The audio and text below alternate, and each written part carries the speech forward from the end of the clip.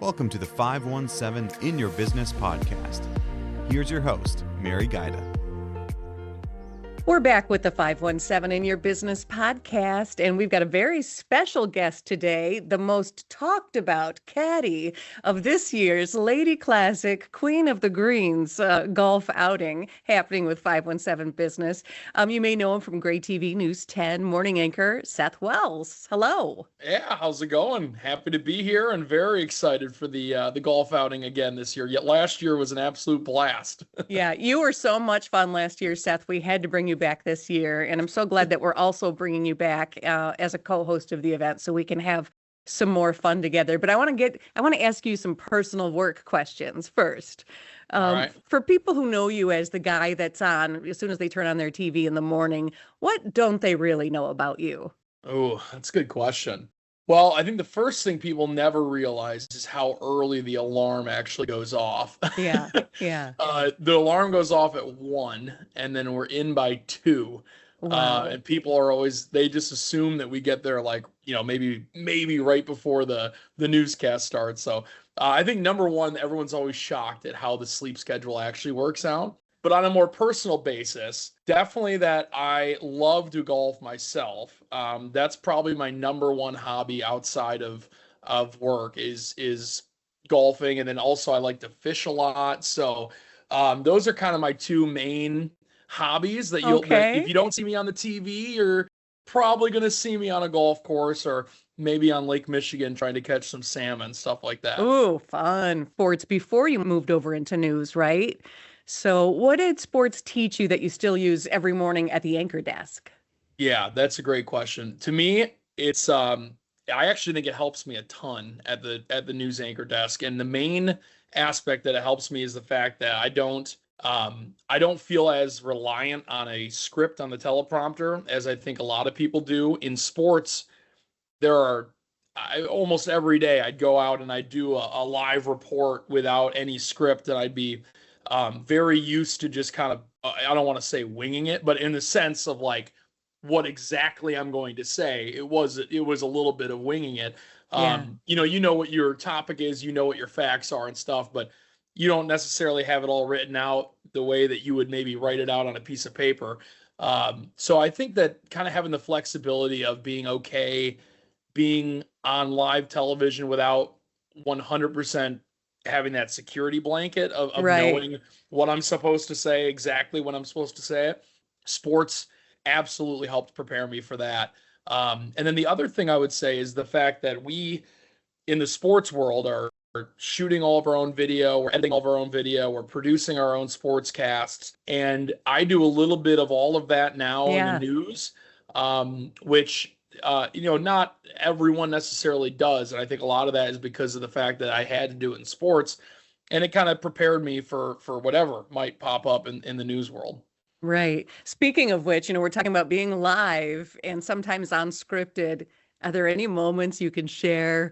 There's not necessarily like one big one that comes to mind, but it happens frequently. I mean, this morning, for instance, I know we're taping this on a Thursday, and this morning on our morning newscast, we had a moment where we had just scrolled too far on our prompter. And it was during a commercial break. So we came out from the commercial break and we thought we were in one story when the reality was we had skipped past that story. It was our fault. And we go, uh-oh. And then there was, the camera shots were different. The video was different. We're like, oh no, what are we supposed to do? And so we went and the cameras kind of ping pong back and forth between Maureen and I, because we weren't sure what to do. They weren't sure if, there was a lot of confusion. And so we were just kind of legitimately made a ping pong joke on air about, what's going on in the moment. And I mean, there are other things like you mess up a word here, or you say something that you didn't mean to say. But I don't know if there's like necessarily one major moment that sticks to mind, but there are a lot of small ones that happen frequently. It is what it is in live television. Yeah, I often wonder about you guys because you do have a lot of fun. Obviously, you and Maureen have a lot of chemistry when we know where that took you. But Darren is also quite funny, meteorologist. Oh, yeah. And sometimes I wonder, does he throw you any little zingers or comments in between? And then suddenly you've got to recuperate because your camera guy's saying 3, 2, 1. Oh, yeah. No, I would say that happens all the time, too. Like laughing about something totally Yeah. unrelated to the newscast. And then the toughest part is not only do you know you're coming back on camera, but a lot of times if something happened that we're really laughing about, we have to know what the next story is to see, like, is it going to be Right. disastrous if I'm laughing if it comes out to this story, because a lot of our stories can be tough in the news too. So, Absolutely.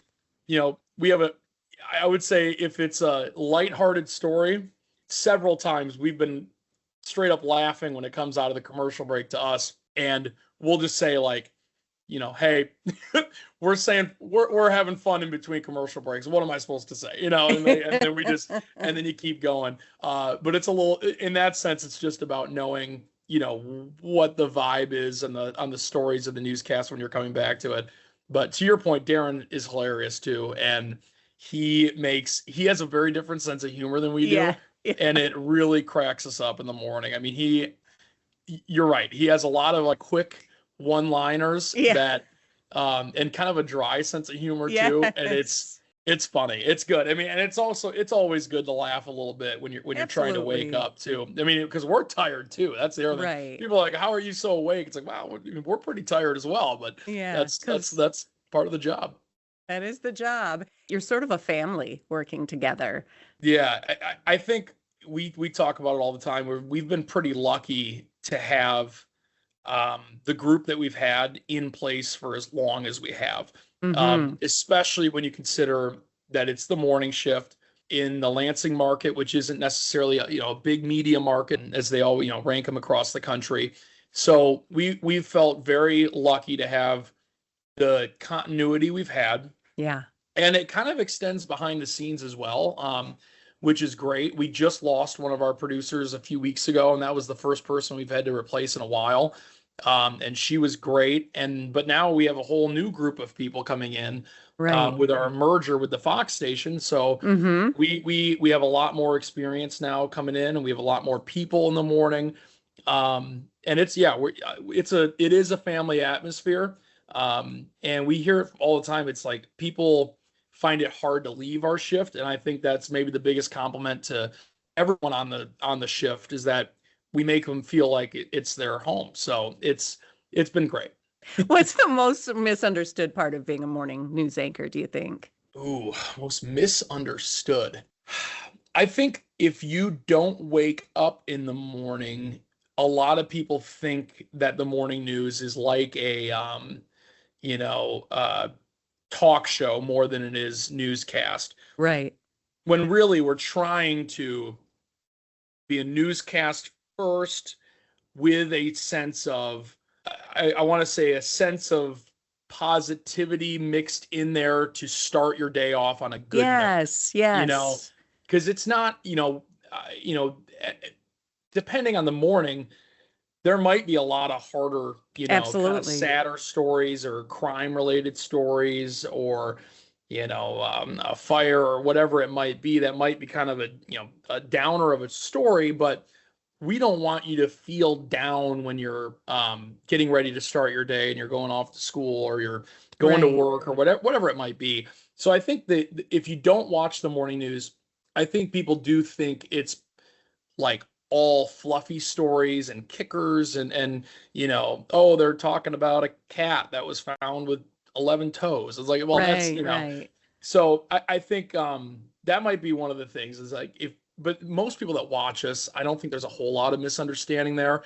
Typically, the people that watch us, it's kind of like part of their routine. You either don't watch the morning news or you watch it a lot. Yes. And so, our goal obviously is to attract more people that watch it a lot, but it's kind of a routine type thing for a lot of people. Right. And then, depending on probably what time you cycle everything, someone might be tuning in every day during a human interest story rather than, your hard news. And yeah, they need to sit down and watch the whole thing. Front to end. Yeah. Right. That'd be great. We get that a lot too. Like, oh, I watched 10 minutes of a newscast and you guys didn't mention this story. And I'm like, well, we did, but you just didn't see it, Yeah. So Yeah. we get that a lot too. I watch you guys through probably 3 cycles, and it's really interesting to me that sometimes you have to stay calm when everything is happening at once, especially if you get something breaking. How do you stay calm in those moments? Yeah, well, I mean, a lot of it is experience first, and trusting that those around you are going to do their job. That's another big one. I mentioned our continuity that has helped a lot. Yeah. I think when we first got on the shift and we were training new producers and we were training new people on our digital staff and things that we have a hand in, kind of all of these buckets in the morning. Then maybe a breaking news scenario can feel a little more chaotic. But when everyone knows what they're supposed to do in what situation, it works out really, really well. And that goes from the photographer to the reporter, the anchors, the producers behind the scenes, our control room, which we are blessed with very good people in our control room. So I think experience is probably the biggest thing I'd say. And then just having trust that you have good people around you, which we do, luckily. Yeah, I agree. It's no secret that you are married to your co-anchor, Maureen. So you have to give me the real scoop. Have you ever been fighting and had to be on the air at the same time and pretend Oh, that you like each other? yes. Oh, yes. Okay. Yeah, that's like obviously we all, everyone has their disagreements from time to time. And when you're with Sure. each other 24/7, which Yeah. we pretty much are, it's bound to happen at work at some point. No, we've had numerous times where it's like, we'll be in a disagreement about something and it's like 3, 2, 1. It's like, forget about it. Yep. Yep. Well, you Clap the band and forget about it. Got to move on. No, it happens. I mean, hopefully nothing that's ever been, I don't think anything that's ever been, visible to an audience or anything yeah. like that. Well, I can tell you as a viewer that there's never been a time when it was visible. But I always wondered. Yeah. So Well, and the other thing that people like, it's like, yeah, it's 4:30 in the morning. Like half the time we just slept for 3 hours and then came into work. Like, yeah, people they're tired, they're upset. It happens. So, right. oh yeah, Right. it's definitely happened. All right, so let's talk golf. You say you golf a lot. Are you actually good at golf or are you just good at looking like you're good at golf? I think it depends on who you ask, because I grew up with some very good golfers around me. People that played at two of them ended up going to play at Michigan State for golf. They've won a lot of tournaments and stuff. It's like I've grown up with very good golfers. So to them, I'm not very good. I'm probably very average to them. But I would say for the average golfer, I'm pretty good. I have a 5 handicap. If you're a golfer, you know what a handicap is. So like Right. I'm a 5 handicap. I used to be a 2. That was back when I played all the time. Now we don't play quite as much, but I just love it. Whether I'm playing good or bad, love being out there. I will say I did not used to be that way. It used to be if I was playing bad, I did not love being on the golf course.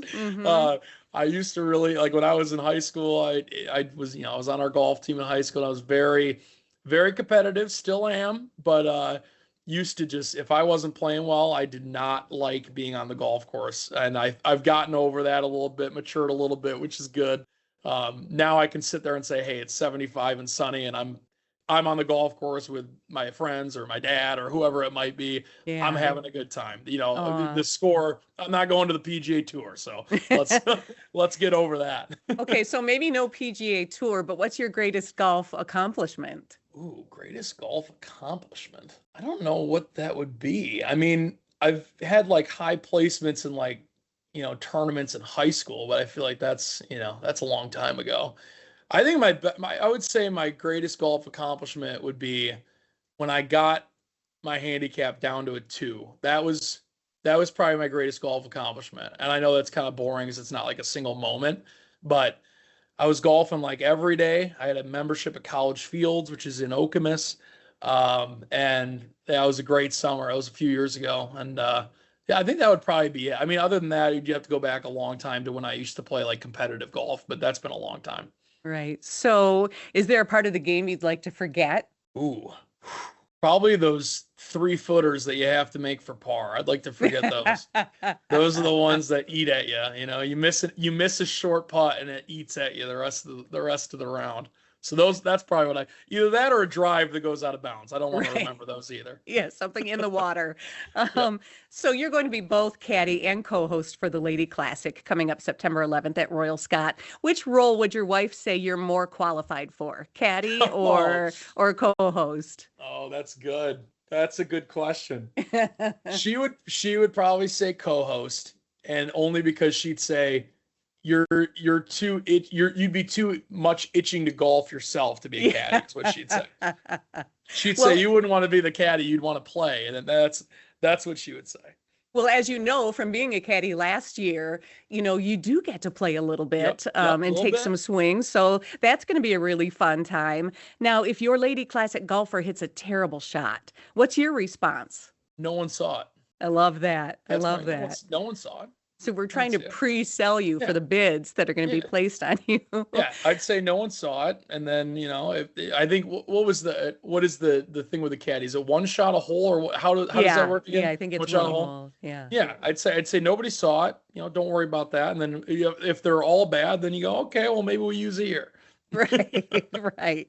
The caddy auction proceeds are going to a really special cause this year. Everything that we earn from the caddy auction goes to Ellie's Place, which is for grieving children. And it is an amazing organization. Why do you think it's such an important cause? And why do you think it's so important for people to support events like this? Well, first of all, community supporting community, right? I mean, people that live here, work here, play here, supporting those organizations that are local and have been making an impact themselves locally for a Right. long time. The Ellie's 5K is always a big event in Yes. town. I mean, so many people are involved in that. We have a ton of people from the station involved every year, whether it's actually running or it's hosting or whatever it might be. And you see the work that it does with the youth in the area, and the story behind it. Obviously, that a lot of I won't go too much into it, but the story behind it is very powerful in and of itself. And you see the people that are in charge of it, and you know that what they're doing is going to make an impact on lives, not only like the kids or those that are grieving that need it now, but what they might be in 10, 15 years, and help them get through something that, whatever it might be that they're going through, it's probably unimaginable for a lot of us. So it's always, and that's, the other thing is just local, just having it be a local organization and local people supporting something that is making an impact in our community. So just so people listening know, if you're in the golf outing and you're participating team, we have this caddy auction first thing in the morning, and there are a few caddies, and Seth is one of them. So if you're tempted to come bid on him, there's still a few spots left. If someone's never been to the Lady Classic and you were there last year, what would you tell them that they're missing out on? Well, I would tell you it's a great time. Last year, it was my first year. I was walking in there, I had no idea what I was walking into. And I love to lean into things, right? And so we leaned into it, and it was an unbelievable time. From the auction, which I was very nervous about. I had no idea how that was going to go. To the round itself, that was the easy part, right? You have your team, and it's a ton of fun. And you know what? Last year too, I anchored that morning and then came out to the golf course. We got the green light to take the morning off. So I'll have even more energy this year. So I am looking forward to this year even more than I was last year. And that's saying something, but and we were dressed up for half of it. I felt like that was fun. I mean, there's so many different photos out there from last year. A lot of photos, Seth. Some that didn't make the cut, but I've got them. I'm sure. I think they're going to follow me around for a little while, but we'll see which photos are created this year. They are. I'm so excited about the Lady Classic. Do you have a couple minutes for a rapid fire? Let's do it. Okay. First thing that comes to your mind, best golf club in your bag. Ooh, 60-degree wedge. Worst in your bag. 3-wood. Mulligan, yes or no? Only on the first tee. All right. At the Lady Classic, always. Yes. Favorite Michigan golf course? Ooh, that's a tough one. There's so many good ones. I don't think I'll ever get a chance to play it again, so I'm going to go with Oakland Hills South. Nice. Dream foursome to golf with. Oh, now you're really testing me. I'll have to go Tiger for the golf aspect. Do I stick with golf or do I go other sports? See, this is tough. I'll stick with golf. We'll go Tiger Woods, Scotty Scheffler. Yes. And then I think I need one just character in there. I'll go John Daly. John Daly. Okay, no Rory, huh? But I feel like Tiger and Scotty are like, Rory's in that group too. Amazing golfers. I need the third's got to be a vibes person, and I think John that. Daly's got it. I love that. Best sports team to cover. Oh, it's been the most fun, I think, to cover MSU basketball, the men's and women's teams, to be honest with you. The NCAA tournament is so much fun. It doesn't matter where you are. It doesn't matter what seed you are. I would say both the men's and women's basketball teams, and specifically the NCAA tournament. All right, a few more questions. Most used phrase in the newsroom. Most used phrase in the newsroom. I would say probably either "let's get that into the show," or "who's posting this online." One of those two. Okay. Like, we get the information, and then it's okay. Let's get into the show, or who's getting it online. All right. Morning person or pretending to be a morning person?